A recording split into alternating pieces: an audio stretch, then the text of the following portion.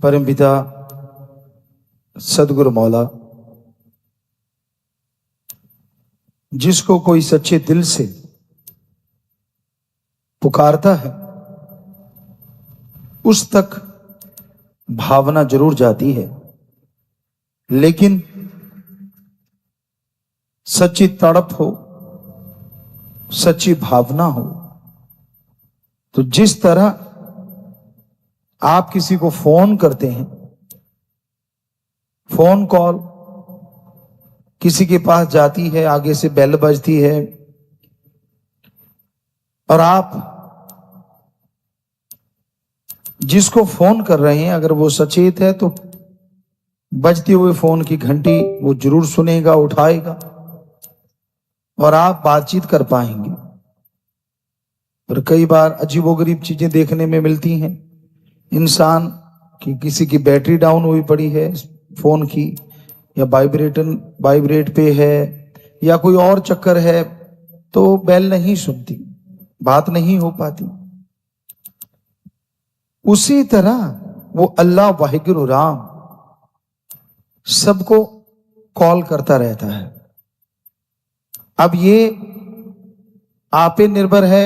कई बार आपकी battery down, बुराइयों में फंसे हुए हैं बेहद, तो बैटरी डाउन है, वाइब्रेट पे है, आप सुमरण नहीं करते, भक्ति नहीं करते, सेवा नहीं करते, गुरुमंत्र लिया हुआ है, तो वाइब्रेशन तो आपके पास आ रही है, लेकिन आप उठा नहीं रहे, सुन नहीं रहे। थोड़ा सुमरण करते हैं, थोड़ी सेवा करते हैं, तो बेल आपको जरूर सुनाई भी देगी। और ज्यादा सेवा सुमरण करते हैं, सुनाई ही नहीं देगी, बल्कि बातचीत भी होनी शुरू हो जाएगी। क्योंकि युग ही ऐसा है,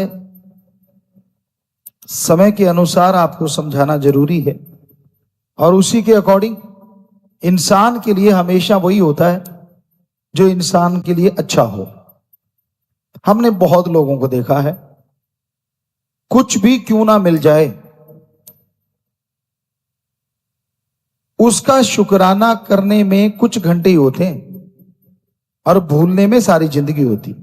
मतलब बहुत रहमत हुई, बहुत कुछ मिला, उसका शुक्राना 2 दिन, 4 दिन, 5 दिन, 10 दिन, और फिर ये क्यों नहीं मिला, वो क्यों नहीं मिला, वो होना चाहिए।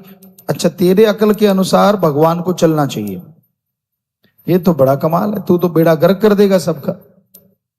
अब एक इंसान के हाथ भी रिमोट मिल जाए भगवान का, वो यही कहेगा ना, मुझे सारी दुनिया का बादशाह बना दे और जो जो मेरे सामने अकड़ते हैं सबको रगड़ा लगा दे। फिर तो अकेला ही रह जाएगा, प्रजा तो बचेगी नहीं, कर लेना राज किस पे करेगा। पर भगवान का रिमोट किसी के हाथ होता नहीं, ना कभी हुआ ना कभी होगा। वो तो अपनी मर्जी का मालिक है, उसे कौन रोक टोक सकता है। और अपनी मर्जी के अनुसार ही वो लोगों का भला करता रहता है। उसे जो अच्छा लगता है, उसे जो सही लगता है, वो वही करता है। अरे वो छोड़िए, उसके संत पीर फकीर भी कभी किसी का बुरा नहीं करते, ना किसी के कहने से, ना अपनी तरफ से। यह हम आपको लिख के गारंटी दे सकते हैं। इंसान अपने कर्मों की वजह से अपना बुरा करवा लेता है। दद्दा दोष न काहू दीजय, दोष कर्मा अपने, जो मैं किया सो मैं पाया, दोष न दीजय अवर्जना। कभी निगाह मारते हो अपने कर्मों की तरफ? कभी ध्यान देते हो कि भाई मैंने क्या क्या कर्म कर रखे हैं? देते भी हो तो इग्नोर कर देते हो, सारी दुनिया ही करती है, मैं कौन सा नया कर रहा हूं, ये तो चलता है, वो तो चलता है। बचनों के परकच्चे आप उड़ाओ और भगवान ने फायदा ने किया, दोष भगवान को दो। नाच ना जाने आंगन टेढ़ा, वचन खुद नहीं मानने और दोष भगवान को देना। तो वचन मानना सीखिए। तो ये राम की कृपा है, जिसने वचनों को मान लिया, हो नहीं सकता कोई बाधा उसका रास्ता रोक दे, वो अपनी मंजिल पे पहुंचेगा, बुलंदियों को छुएगा। वचनों के परकच्चे आप उड़ाते रहते हो, गलतियां आप करते हो और दोष सारा अल्लाह वाहिगुरु सतगुरु राम को देते रहते हो। ये तो गलत बात है ना भाई। अपनी कमी निकालो, अपनी कमियों को दूर करो। सत्संग में सिर्फ राम नाम के लिए आते, पर कुछ लोग गलत सोच के लिए भी आते, फिर कुलों तक रगड़ा लगता है।